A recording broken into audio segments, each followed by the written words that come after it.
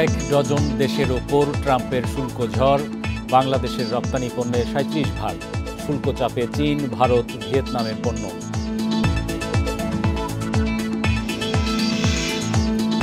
বর্ধিত শুল্কে যুক্তরাষ্ট্রে পোশাক রপ্তানি কমার শঙ্কা, চ্যালেঞ্জ মোকাবিলায় নীতি সহায়তা চান ব্যবসায়ীরা।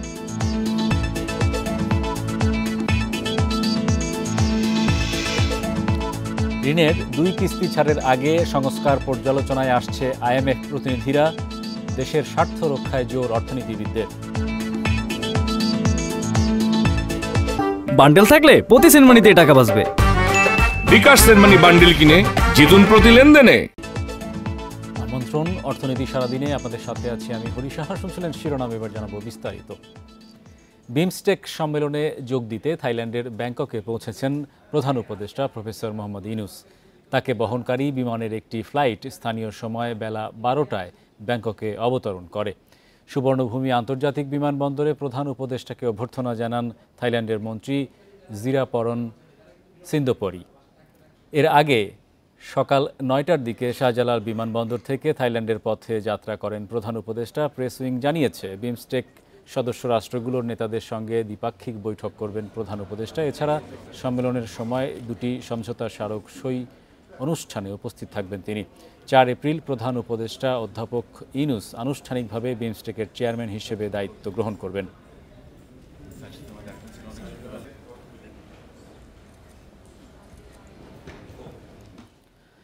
মার্কিন প্রেসিডেন্ট ডোনাল্ড ট্রাম্পের শুল্ক ঝড়ে এবার বিশ্বের কয়েক ডজন দেশ। বাংলাদেশের পণ্যে ৩৭% শুল্ক আরোপের ঘোষণা এসেছে। এতে পোশাকের বড় বাজারটিতে রপ্তানি ক্ষতিগ্রস্ত হতে পারে বলে শঙ্কা অর্থনীতিবিদদের।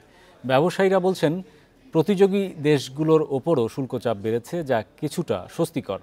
তাদের মতে, সরকারি নীতি সহায়তা পেলে চ্যালেঞ্জ মোকাবিলা করা সম্ভব। বাংলাদেশের পোশাকের একক বাজার হিসেবে যুক্তরাষ্ট্র সবচেয়ে বড়। গত অর্থবছরে দেশটিতে $৭৩৪ কোটি পোশাক রপ্তানি হয়, যা দেশটির পোশাক বাজারের ৯.৩%। এতদিন বাংলাদেশি পণ্যে মার্কিন প্রশাসন ১৫% শুল্ক আদায় করত। বুধবার ঘোষিত শুল্ক নীতিতে যা বেড়ে দাঁড়াচ্ছে ৩৭%। এতে বাংলাদেশের প্রধান রপ্তানি খাতে নেতিবাচক প্রভাব পড়তে পারে বলে মনে করেন বিশ্লেষকরা। তাদের মতে, বাড়তি শুল্কারোপের ফলে মার্কিন ক্রেতাদের বেশি দামে পোশাক কিনতে হবে, ফলে মূল্যস্ফীতির কবলে বাজারে মন্দার শঙ্কা রয়েছে। ভোক্তার যদি পারচেজিং ক্যাপাসিটি কমে যায়, তাহলে এক ধরনের যেটা হয়, অর্থনীতি স্লোত হয়ে যাবে। প্রবৃদ্ধি স্লোত হয়ে গেলে কনজিউমার যদি কম কেনেন, তাহলে কিন্তু আমাদের রপ্তানি কিন্তু স্লোত হয়ে যাবে। সুতরাং একটা ইমিডিয়েট আশঙ্কা হচ্ছে এই শুল্কের কারণে আমাদের মার্কিন যুক্তরাষ্ট্রে আমাদের রপ্তানিতে এর একটা নেতিবাচক প্রভাব, সামগ্রিকভাবে আমাদের রপ্তানিতে এর একটা নেতিবাচক প্রভাব পড়তে পারে। তবে মার্কিন বাজারে চীন, ভিয়েতনাম, ভারত, পাকিস্তান সহ প্রতিযোগী দেশগুলোকেও বাড়তি শুল্ক দিতে হবে। তাই সামনের দিনগুলোতে বাজারটির গতি প্রকৃতি বুঝতে আরও সময় লাগবে বলে মনে করেন পোশাক শিল্পের ব্যবসায়ীরা। তাদের মতে, এক্ষেত্রে সরকার ও ব্যবসায়ীদের নিবিড়ভাবে কাজ করতে হবে। কিছু অর্ডার আমাদের ওইখান থেকে বাংলাদেশ থেকে ইন্ডিয়াতে যাবে, আমরা আবার চায়না থেকে অ্যারাউন্ড প্রায় 14-15% ট্যারিফ এগিয়ে থাকবো, ভিয়েতনাম থেকে এগিয়ে থাকবো। ফলে ভিয়েতনাম, চায়নার কিছু অর্ডার আমাদের এখানে আসবে। ফলে ওভারঅল সিচুয়েশনগুলো, শিফটিংটা যদি নাকি আমরা সরকারের সাপোর্ট নিয়ে, নীতিগত সাপোর্ট নিয়ে যদি আমরা হ্যান্ডেল করতে পারি, তাহলে আমি মনে করি ইন দ্য লং টার্ম আমরা আসলে বেশি বেনিফিট হব তুলনামূলকভাবে অন্য দেশের তুলনায়। যুক্তরাষ্ট্রে বছরে মোট $850 কোটি পণ্য রপ্তানির বিপরীতে বাংলাদেশ যে $200 কোটি আমদানি করে, তার বেশিরভাগই শুল্কমুক্ত। বিষয়টি জোরালোভাবে মার্কিন প্রশাসনের সামনে তুলে ধরার দাবি রপ্তানিকারকদের। Hari Saha, independent news, Dhaka. যুক্তরাষ্ট্র থেকে আমদানি করা পণ্যের ওপর শুল্ক পুনর্বিবেচনা করছে বাংলাদেশ। সকালে এক ফেসবুক পোস্টে এমন কথা জানান প্রধান উপদেষ্টার প্রেস সচিব শফিকুল আলম। তিনি জানান, যুক্তরাষ্ট্র বাংলাদেশের ঘনিষ্ঠ বন্ধু এবং বৃহত্তম রপ্তানি গন্তব্য। তাই জাতীয় রাজস্ব বোর্ড শুল্ক যৌক্তিকীকরণে পথগুলো দ্রুত চিহ্নিত করছে। ট্রাম্প প্রশাসন ক্ষমতায় আসার পর থেকে অন্তর্বর্তী সরকার দুই দেশের মধ্যে বাণিজ্য ও বিনিয়োগ সহযোগিতা বৃদ্ধির জন্য কাজ করছে। শুল্ক ইস্যু সমাধানে এই চলমান কাজ সহায়তা করবে বলে আশা প্রকাশ করেছেন প্রেস সচিব।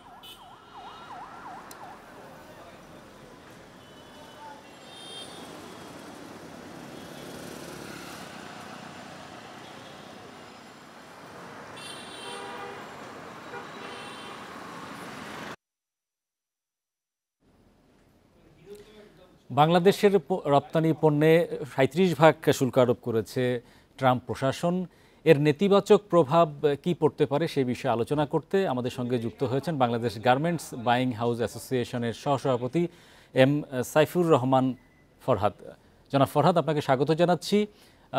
বাংলাদেশে যে বাড়তি শুল্কের চাপ পড়ল তার একটা বড় রপ্তানি পণ্য হচ্ছে পোশাক। 700-750 কোটি ডলারের পোশাক রপ্তানি হয় প্রতি বছর যুক্তরাষ্ট্রের বাজারে। সেখানে কোনো প্রভাব পড়বে বলে মনে করছেন কিনা? আসলে ধন্যবাদ আপনাকে এই বিষয়ে আমাকে কথা বলার জন্য। দেখেন, বাংলাদেশের 85% যে ফরেন কারেন্সি আমরা আর্ন করি এটা পুরোটাই কিন্তু অ্যাপারেল থেকে আসে, আর এর 17 থেকে 20% আমরা রপ্তানি করি হচ্ছে ইউএসএ তে।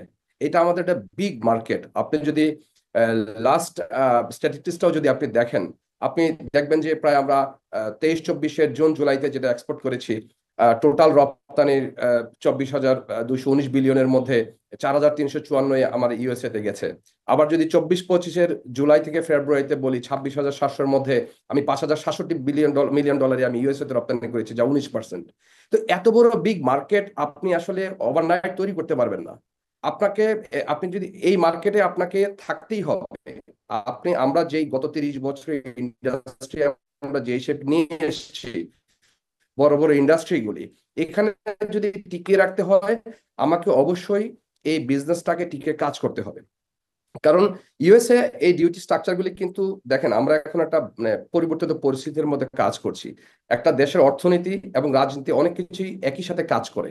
তো এই ডিউটি যেটা দিয়েছে, এই ডিউটিতে আপনি যদি আমরা যারা এখন আমি বলি যে বাংলাদেশ দ্বিতীয় রপ্তানিকারক দেশ, আপনি যদি তৃতীয়, চতুর্থ এবং পঞ্চম দেশের যে ডিউটি স্ট্রাকচারটা যদি দেখেন, এই ডিউটি স্ট্রাকচারটা কিন্তু আমাদের জন্য অনেক বেশি ইম্পোজ করা হয়েছে কম্পেয়ার টু ভিয়েতনাম। 85 থেকে 55 থেকে 58%, ইন্ডিয়াতে 42 থেকে 46%, ইভেন টার্কিতে অনলি 10% ইম্পোজ করা হয়েছে, যদিও তার সাথে 3500 পণ্যের মধ্যে তার জিএসপি ফ্যাসিলিটিস আছে। তো কম্পেয়ার টু আমি দ্বিতীয় অবস্থান থেকে যদি আমি এটাকে চেঞ্জ না করতে পারি, আমার অবস্থান অতি শীঘ্রই আমি দেখবো তৃতীয়, চতুর্থ বা পঞ্চমে চলে যেতে বাধ্য। তো যে আমার কাছে ধরনের পণ্য আসলে রপ্তানি করি, এখনো বেসিক গার্মেন্টস গুলোই বাংলাদেশের প্রধান রপ্তানি পণ্য।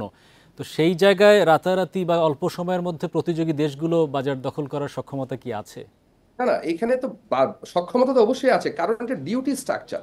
আমি যে প্রোডাক্টটা $5 বিক্রি করব, সে প্রোডাক্টটা যদি ডিউটি স্ট্রাকচারের কারণে $6 হয়ে যায়, অন্য জায়গাতে $5.5। আর একটা আপনি খুব সূক্ষ্ম একটা জিনিস এখানে আছে, চায়না এবং ইন্ডিয়া তারা ফেব্রিক এবং ট্রিমসে স্বয়ংসম্পূর্ণ। অর্থাৎ একটা গার্মেন্টসের 75% হচ্ছে ফেব্রিক এবং অ্যাক্সেসরিজ, আর 20 থেকে 25% হচ্ছে আপনার সিএম, যেটাকে আমরা কাটেন্সও বলি। আমরা আসলে এই 20 থেকে 25% মধ্যেই কাজ করি। সো আপনি চায়না এবং ইন্ডিয়া যদি ফেব্রিক ডিপেন্ডেন্টলি তারা রিসোর্স করে তার এক্সপোর্টটা করতে পারে, সেই ক্ষেত্রে কিন্তু আমি 20% প্লে জোনটা আমার জন্য খুবই চ্যালেঞ্জিং। আর যেটা আপনি বললেন যে এটা প্রোডাক্টের ভেরিয়েশন না, কারণ ইম্পোজ হয়েছে টোটাল প্রোডাক্টের হবে। এটা প্রোডাক্টের দাম $1 হোক আর $100 হোক, সো আমার প্রোডাক্টটা itself going to be very much expensive compare to my never country, যারা আমার কাঁধে এখনই শ্বাস নিচ্ছে যে তৃতীয়, চতুর্থ, দ্বিতীয়, তৃতীয় অবস্থান পরিবর্তন করতে পারে শুধু ডিউটি স্ট্রাকচারটাই। তো আমি আশা করব যে আমাদের অর্থনীতিবিদ, আমাদের মোহাম্মদ ইউনূস, উনি অনেক বিজ্ঞ একজন মানুষ, উনি নিজেও এই ব্যবসার সাথে জড়িত, উনি আমাদের ব্যথা বুঝবেন। উনি এই বিষয়টা আমাদের অবশ্যই সরকারের সাথে একটা বিবেচনা করে ইউএসএ গভর্নমেন্টের সাথে আসবেন। আরেকটা বিষয় হচ্ছে যে আপনি যদি দেখেন, ইউএসএ কিন্তু তার 40% ইম্পোর্ট করে হচ্ছে তার এফডিএ কান্ট্রিগুলো থেকে, যাদের সাথে তাদের একটা বাইল্যাটারাল চুক্তি আছে। তো আমরা এই এফটিএ যদি সাইন না করতে পারি, তাহলে আমাদের জন্য একটা কি বলবো যে একটা অত্যন্ত দুঃখজনক হবে যদি এই পরিস্থিতিতে আমরা কোনো এফটিএ সাইন না করতে পারি ইউএস এর সাথে। জনাব সাইফুর রহমান ফরহাদ আমাদের সঙ্গে যুক্ত হওয়ার জন্য। বাংলাদেশের মোট তৈরি পোশাক রপ্তানির প্রায় 81%ই আসে ট্রাউজার, টি শার্ট ও নিট শার্ট, সোয়েটার, শার্ট ও ব্লাউজ এবং অন্তর্বাস থেকে। তবে গেল 2 অর্থ বছরে এসব পণ্যের রপ্তানি কমেছে। তৈরি পোশাক শিল্পের মালিকদের সংগঠন বিজিএমইএ এর পরিসংখ্যান অনুযায়ী সর্বশেষ 2023-24 অর্থ বছরের 3,000 615 কোটি মার্কিন ডলারের তৈরি পোশাক রপ্তানি হয়েছে। তার আগে 2021-22, 2022-23 অর্থবছরে রপ্তানি হয়েছে যথাক্রমে 4,261 এবং 3,814 কোটি ডলারের তৈরি পোশাক। এদিকে শার্ট ও ব্লাউজের রপ্তানি 8% কমেছে। সংগঠনটির তথ্য মতে বাংলাদেশের মোট পোশাক রপ্তানির 33% হলো ট্রাউজার। এছাড়া সস্তায় টি শার্ট রপ্তানিতে বাংলাদেশের বেশ সুনাম রয়েছে, যা 21%। সবচেয়ে বেশি টি শার্ট রপ্তানি করে চীন, যা মোট রপ্তানির 17%। তারপরেই বাংলাদেশের অবস্থান, রপ্তানির পরিমাণ 15%। যুক্তরাষ্ট্রের শুল্ক চাপে পড়েছে এশিয়ার ভারত, পাকিস্তান, চীন, থাইল্যান্ড সহ বেশ কয়েকটি দেশ। শুল্কভুক্ত যুক্তরাজ্য, ইইউ, মার্কিন আমদানি কর থেকে বাদ যায়নি ঘনিষ্ঠ মিত্র ইসরায়েলও। তবে সর্বাধিক শুল্ক গুনবে কম্বোডিয়া। বিশ্ব বাণিজ্যে শুল্কের ছড়ি ঘোরাচ্ছেন মার্কিন প্রেসিডেন্ট ডোনাল্ড ট্রাম্প। তার অভিযোগ, মিত্রসহ প্রায় সব দেশই নিয়েছে অন্যায্য সুবিধা, আর বিনিময়ে যুক্তরাষ্ট্র পেয়েছে মার্কিন পণ্যে উচ্চ শুল্ক। তাই এবার রিপাবলিকান প্রেসিডেন্ট হাঁটা ধরেছেন পাল্টা শুল্ক নীতির পথে। বাংলাদেশি পণ্যে এখন যুক্তরাষ্ট্রের শুল্ক বেড়ে 37%। যদিও পণ্যভেদে ঢাকার পণ্যে ওয়াশিংটনের আমদানি কর ছিল গড়ে 15%, আর মার্কিন পণ্যে বাংলাদেশি শুল্ক ছিল 74%। বাংলাদেশের তৈরি পোশাকের বৃহত্তর বাজার যুক্তরাষ্ট্র। দেশটিতে বছরে ঢাকার রপ্তানি মূল্য ছাড়ায় প্রায় $800 কোটি। হোয়াইট হাউসের প্রকাশিত নতুন তালিকায় আছে ভারত, পাকিস্তান ও চীন সহ এশিয়ার বিভিন্ন দেশ। পণ্য রপ্তানিতে দিল্লি 26, ইসলামাবাদ 29 ও বেইজিং গুনবে 34% শুল্ক। জাপানের 24, দক্ষিণ কোরিয়ার 25 ও শ্রীলঙ্কার আমদানি কর 44%। শুল্কভুক্ত থাইল্যান্ড, মালয়েশিয়া ও ইন্দোনেশিয়াও। এশিয়ায় সর্বাধিক শুল্ক গুনবে ভিয়েতনাম, যা পরিমাণে 46 ভাগ। মার্কিন প্রেসিডেন্ট মূলত সব দেশের ওপরই দিয়েছেন 10% শুল্ক। এই তালিকায় আছে যুক্তরাজ্য, সিঙ্গাপুর, অস্ট্রেলিয়া, তুরস্ক, সৌদি আরব ও সংযুক্ত আরব আমিরাত সহ 11টি দেশ।